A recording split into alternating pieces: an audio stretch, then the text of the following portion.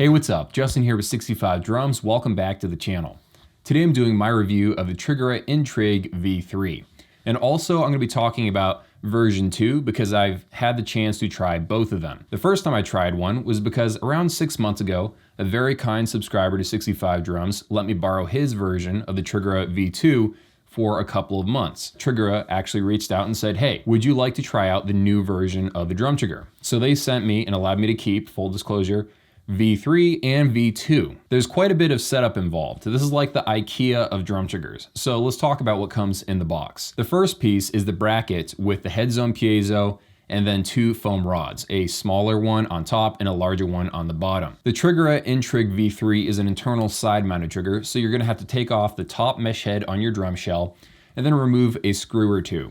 Then you're gonna slide this about 2 millimeters above the bearing edge line so it has enough contact with the top mesh head without being too firmly pressed up against it, and that will give you the best triggering results. There's a secondary piezo for the rim zone, but it's not attached to anything out of the box. You have to assemble that yourself. There's double-sided sticky foam on it, so all you gotta do is attach it to the underside of the bracket. Now, of course, you got all these wires just sitting here, and you have to connect them to the next piece, this little white connector piece. Now, unfortunately, when I first did this, I ran into trouble because I couldn't get a signal. I quickly learned, however, it was because there wasn't enough metal showing. There's a lot of plastic. The plastic housing around the wire was just cutting off the signal transfer. I'm not an electrician, so I might be getting some of these terms wrong, but basically all I had to do was get a pair of wire strippers and remove a little bit more of that plastic so I had enough metal showing for the connector piece. This is one of those things where, be aware of this, you may have to have one of these tools handy when installing this into your drum. This big metal thing is the final piece to the puzzle. This is the input jack that connects over to your drum module. So this also has some wires that lead to that middle connector piece. That connector piece basically goes from the input jack over to the piezos. So anyway, the way you install this into your drum shell is you'll remove that little metal piece that is on the air vent with a flathead screwdriver, and then you'll screw this into the air vent. That way, it looks like this was made to be. It looks like it's actually installed into the drum. You don't just have wires dangling out of random parts of your drum set. I like it, it's a clean design. This is a one-size-fit-all sort of air vents connector piece. And my air vent was a little bit too small. So I ended up having to take a drill and make the opening a little bit larger. Now, I'm okay with that because these are very old Sonarforce 2001 shells, and I'm just using it for converting into electronic drums. I'm not using it as an acoustic drum set anymore.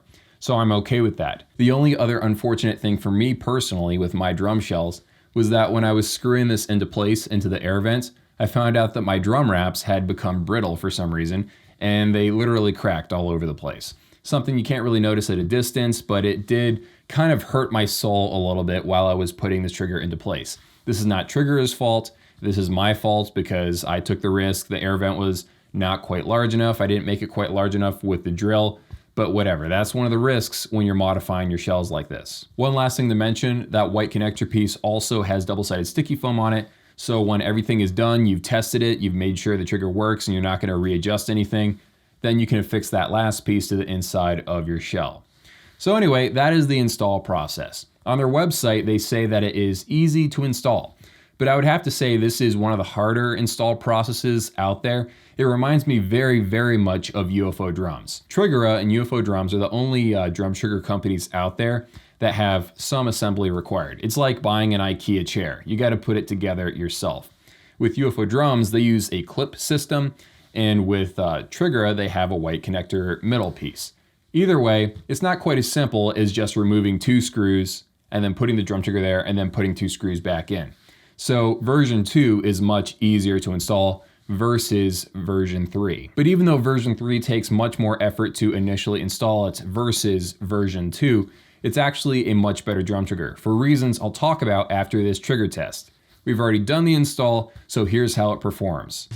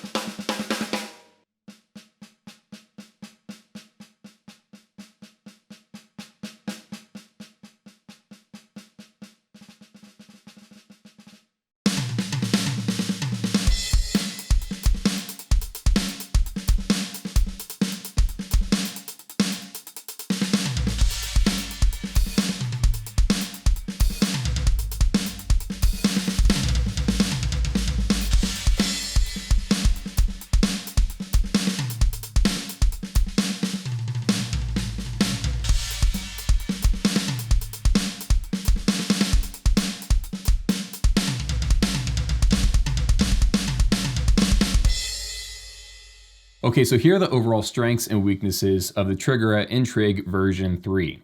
The first thing that I like about it is the fact that it's really not that expensive.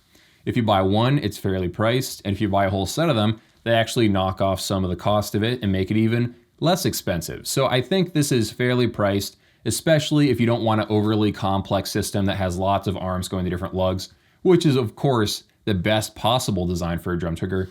But if you need something that's just kind of low-key, a side-mounted trigger, you don't want to spend hundreds of dollars per trigger, this will get the job done, and I actually got pretty decent results from it, which is the second thing that I like about it.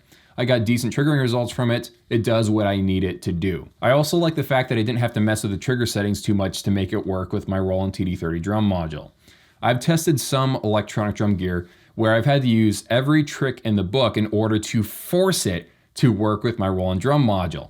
Thankfully, with this new version 3 trigger design, I really don't have to spend quite as much time in the trigger settings in order to find something that will work fine. I realize it's probably using pretty much the exact same piezos, but maybe something with the wiring has something to do with it. All I know was that this was a little bit easier to work with. And finally, the last nice thing about this drum trigger design is the fact that it does have the input jack built into one of the air vents.